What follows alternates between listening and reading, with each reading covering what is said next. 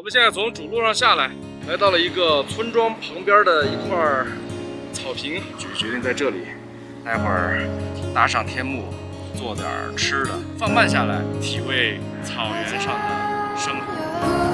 马儿在愉快的玩耍。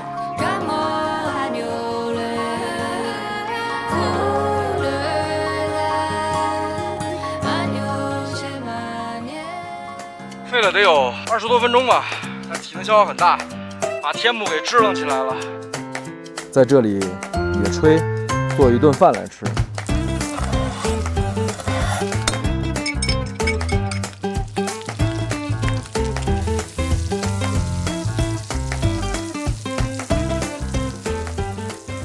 我们的第2道菜也搞定了。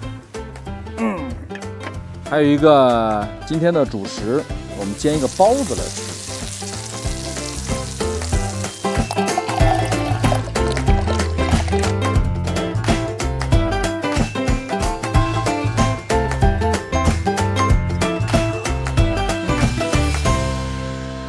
这一趟出来摩旅呢，我是做了充足的准备。大家可以看到我现在面前的这么多的电子设备，稳定器、摄像机、无人机。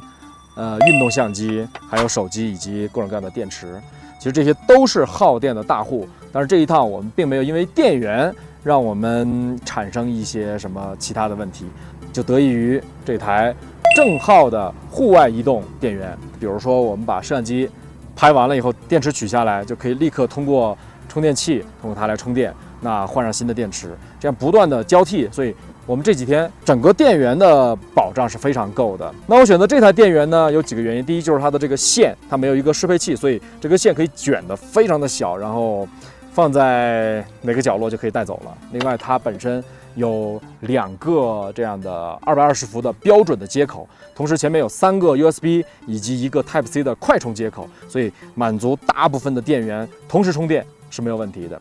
另外呢，它还可以从600瓦逆变到1500瓦。如果你是一个户外老鸟的话，你知道我在说什么，它可以做更多的事儿。刚刚呢，我们野营结束，已经吃完饭了，现在是酒足饭饱。